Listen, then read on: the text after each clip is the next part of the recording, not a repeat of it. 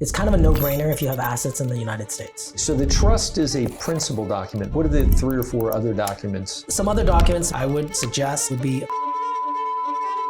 all of your assets can be in this trust document, and then they're administered by the trustee in accordance with your wishes. Mark, you're going to be my trustee if something happens to me. I'll be trustworthy. Okay, good. Stephen Liu, welcome. Today we're going to talk about everybody's least favorite topic, estate planning.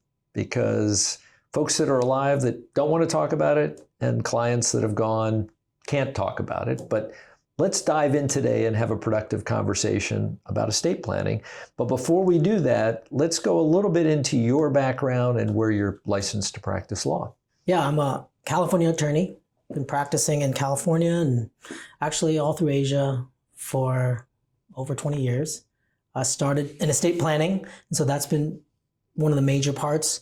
Also corporate law and in-house counsel for a number of tech companies, banks. And so, yeah, that's where I'm at. And you talk about practicing all over Asia. I might embarrass you here a little bit, but you speak more than one language, I take it? Correct. I practiced in Beijing at a multinational firm. Yes. So I speak Mandarin. Not so good about drafting contracts, but you're conversational. I can, yeah, conversational. We can give legal advice in that language. Excellent. How's your Thai coming along? Oh boy, it's coming along. It's coming along. That's a long-term project. I can speak from experience. So while we're not providing any legal advice today, this is for informational purposes only. You're giving a perspective as a California lawyer today. Is that correct? Correct. Yeah. Obviously, I can advise on California law, but a lot of principles, U.S. law principles still apply. So if you're from another state, I advise on California law, but there's a lot of U.S. law principles that apply. And does California law recognize estate plans from folks who aren't resident in California?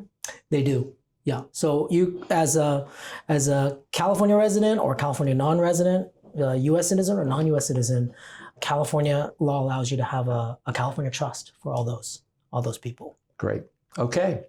So I think a lot of people understand the importance of having an estate plan, especially as you get up in years like me.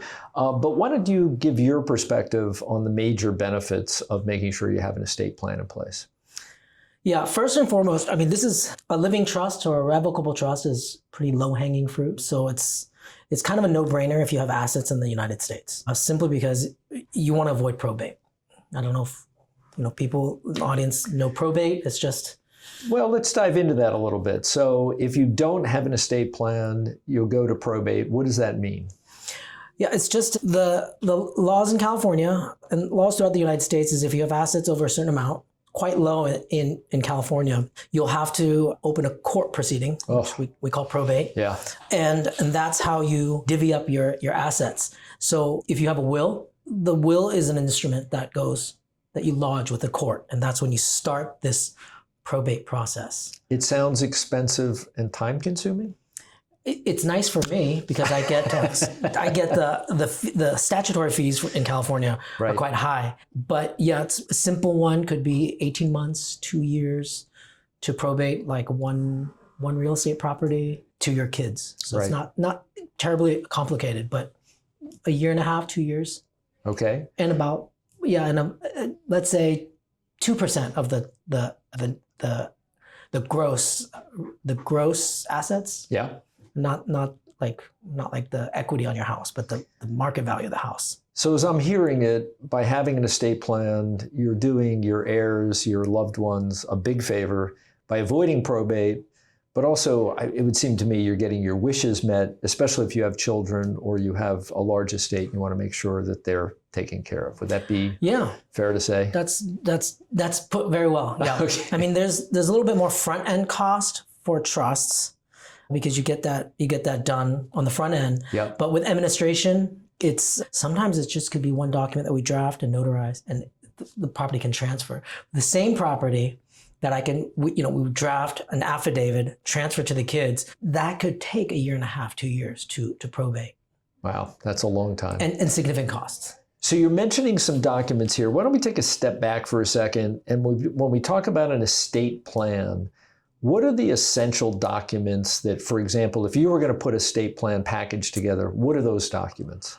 Yeah, obviously the trust itself. The trust serves as a will. So you can leave your property to your heirs, and that's all listed out in the trust. Okay. What the trust does then is you appoint a trustee, a person that's not a minor, and then they would be able to take over either when you're incapacitated, either if you're incapacitated or upon passing.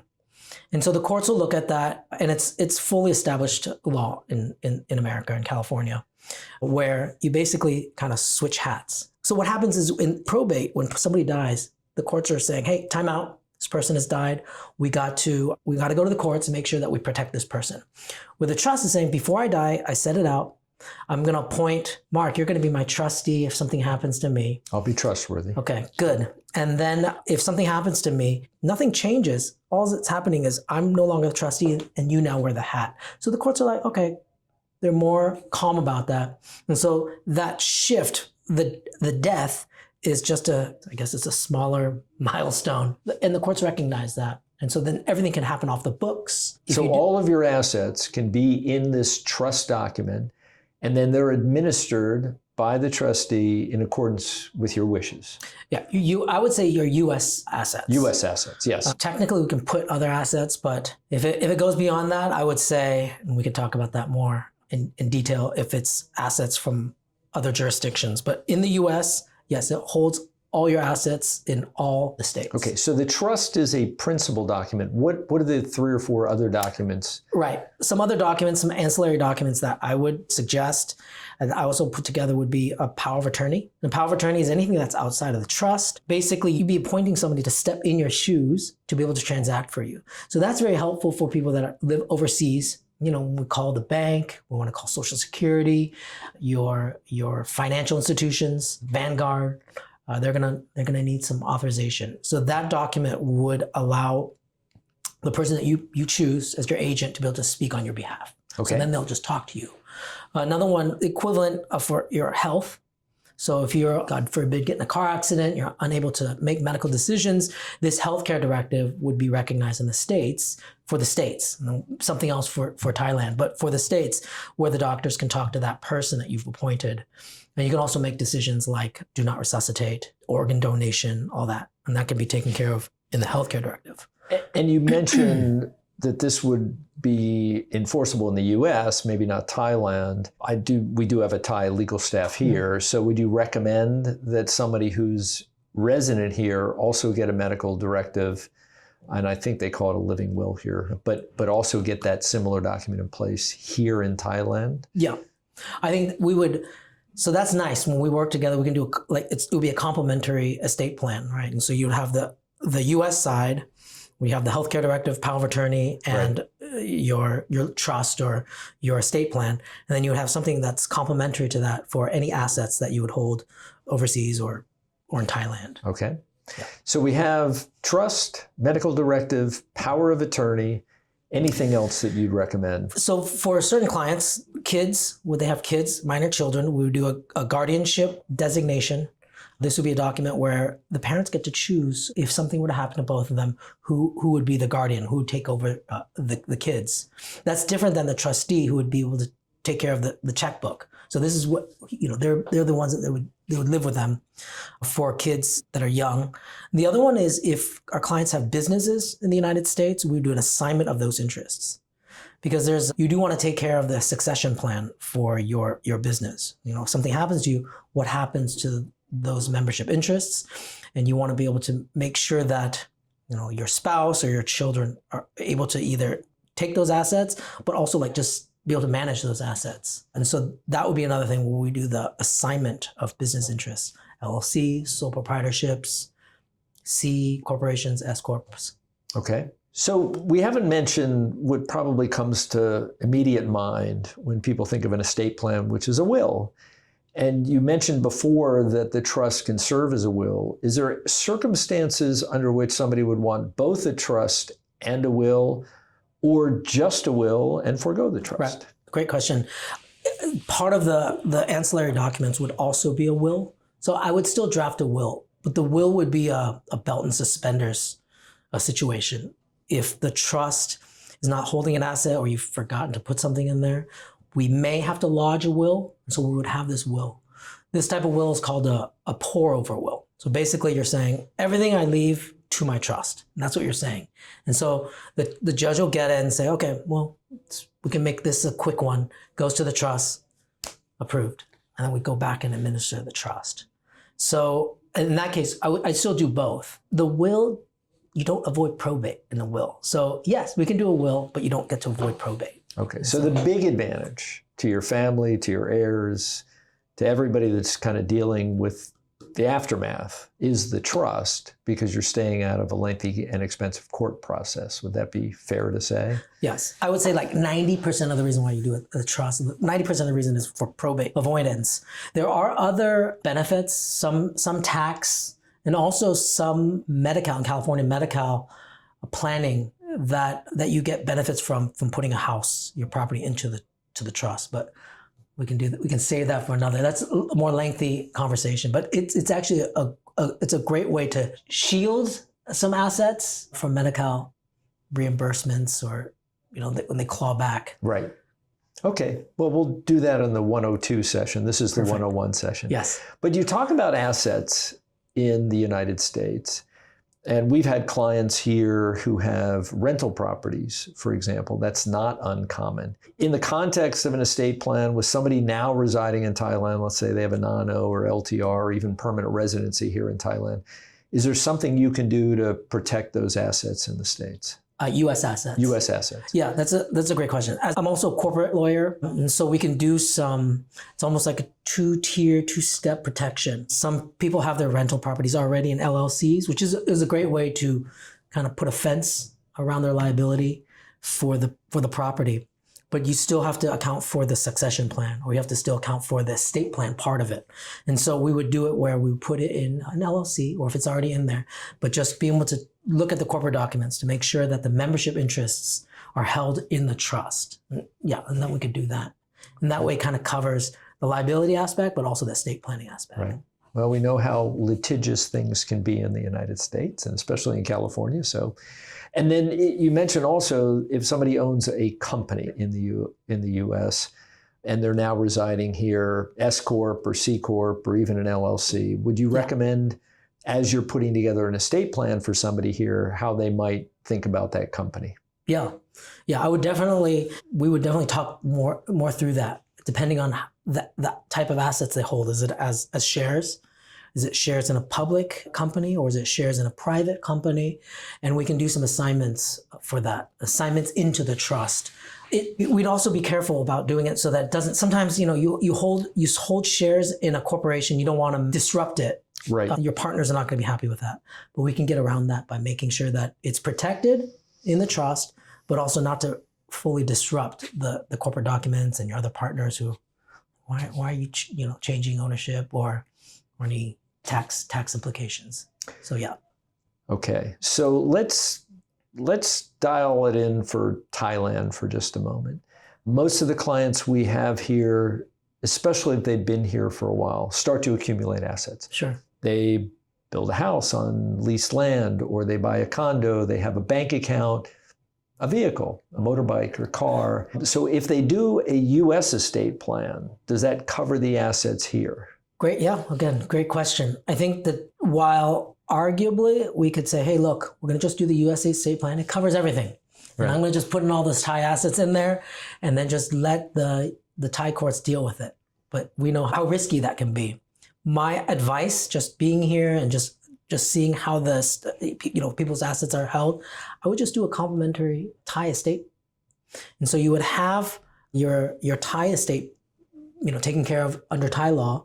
And then on the U.S. side, we would have the U.S. assets, but also what we can do is we can mirror some of those, how you would give the assets away on the Thai side. We would mirror it into the U.S. trust, but I would have the Thai estate plan govern. The reason is I can put it in the U.S. estate plan, but when that person passes away, I'll have to have that U.S. estate plan recognized by the Thai courts. That just seems onerous to me. That would just be onerous. Why not just have a Thai estate plan? You can mirror the stuff in the U.S. estate, so that the trustee will understand and know that that's how it's going to pass. But it's going to pass under Thai law with the Thai estate plan. Yeah, that makes sense. And it'll be probably much more comfortable if it is litigated, or let's say the Thai family challenges it. If it's in Thai and crafted by a Thai attorney for the Thai assets, you probably have a less risky, easier time to protect what your intentions were, it seems to me. Yeah, I think because of you guys doing Thai law, practicing Thai law with Thai lawyers, it's much easier to be able to do it this way. If I'm just in California, I don't have any Thai, I don't have any Thai connections. Yeah, I would say, yeah, we just put it on the U.S. estate plan and then deal with the Thai courts. But I think being here, we can have it more nuanced, and so that when the person passes, it's gonna pass more smoothly. Okay, so I'm going to add one more layer of complexity because this came up for us. So we have a gentleman here. He has substantial assets in the U.S. He now has some substantial assets here in Thailand, but he also has some assets in the EU. So do we have to now hire German or Italian or Spanish lawyer and do yet a third estate plan? What would you recommend in that regard? So from the U.S. side, I can do we can say like the U.S. side would be kind of the quarterback and making sure that all your assets are covered in that. But then after I say that, and it's all done, I say, hey, we have a Thai lawyer to be able to take care of your Thai assets so that when it actually passes, it can pass smoothly. And then I would say, talk to the lawyer in the European jurisdiction to be able to see how it passes. I think it would just be good to just have some knowledge of how it passes, because it may be able to pass smoothly without probate in the European jurisdiction. I would just say get familiar with that. Again, quarterback, kind of the one that manages it. But I would suggest them talking to the EU lawyer. So it's a nice problem to have when you have assets all over the world, right? But there is some thought that goes into that. Now, as people reside here for a while and kids get older or they're about to go to college, life circumstances change. So I'm addressing this to somebody who maybe moved here 2 or 3 years ago. They had an original estate plan in the United States. How often should somebody kind of dust that off? And again, people don't really like to think about their demise, and sure. I get that completely. Sure. You don't want to talk about it. But how often would you recommend that somebody dust it off and maybe take a look to make sure that the estate plan, given where they are, given that assets may have accumulated here, given the kids may have graduated from college, how often should they dust it off? Yeah, no hard and fast rule, obviously, for how many years. Usually, the big milestones, you have young kids, you designated your brother, your sister as the trustee. Your kids are old now. They're responsible. I don't need to have my brother who's older now to be the trustee. I want my son, I want my daughter to be that. That's a great time to look at your trust, to your estate plan, because we're doing an amendment. Of course, if you have different assets that come into play, you've changed assets, you've sold a house, you bought a house. We may not have to change the trust because it might still be going to the kids equally, but there might be some titling issues. You might have refinanced the house and then they took it out of the trust. So you have this great trust that you put together, but it holds no assets. All your assets are just in your own name. That's the danger. So you pass away, we find out all your stuff's not even in the trust. So that's a good time just to get a refresher, which what we said we're happy to do just to see, right? I've had a lot of clients where I love it, where we look at it, I say, you don't have to do anything. And they go, great, okay, nice. Nice to meet you. Send them on their way. My rule of thumb was about 5 years. I don't know how that ladders to a colonoscopy, but it feels about the same, but every 5 years. And in fact, as my kids got older and now we're about to have a second grandbaby and things have changed and we're settled in here, we have made changes almost every time we've looked at that and made adjustments and so on. So I don't know. For me, it's peace of mind and also knowing that the family won't have hassles at the end of the day. Because when I go, the last thing I want to leave behind are problems, not solutions. Yeah. And having been the trustee for my father's estate, he was an aerospace engineer and dotted all the I's and crossed all the T's. And I want to thank him for like making my life a lot easier by doing that. So any last words of wisdom to somebody who, maybe they're younger, such as yourself, they've got a couple of kids, but they don't feel like, they've really amassed everything they're going to amass in their life. Why put an estate plan in place sooner than later? Right. I mean, one big one in the States is if you own property. If you own California property, it's going to probate if you don't have it in the trust. But the other one, probably for my age and younger, is when you have young children. I think that's the big thing is, gosh, if something were to happen to my wife and I, who's going to be watching these kids? There could be some default, our parents, our siblings, but you may not want that.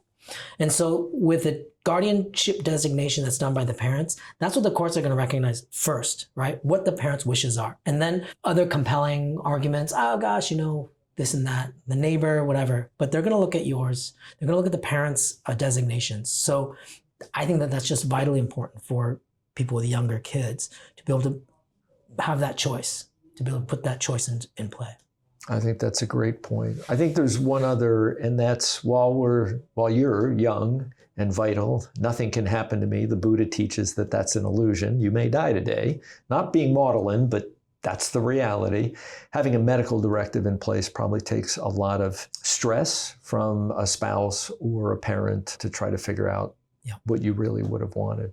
And I think the final thing may be that, as you become more successful in life, if you have one in place and maybe you haven't looked at it for a while, at least you've got the groundwork to avoid a lengthy and costly probate court process. Right.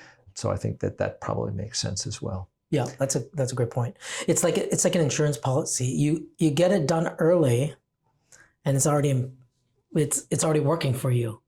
So people, like to wait, but I always suggest, why not get it early? You pay for it now, you pay for it later. It's in play now. So I know you're back and forth. It's a lovely flight. I'm about to make it in a little while here. But are you available to meet folks over a cup of coffee and talk through this here in lovely Thailand? Yeah, absolutely. If you're in the States, obviously we do it remotely. But right now, us being based in Bangkok and Thailand, we can meet in person even. Excellent. Talk about this. Excellent.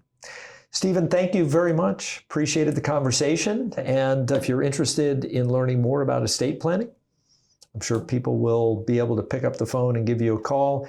And we'll leave your contact information, your San Francisco email in the link below. So thank you. Great. Thank you.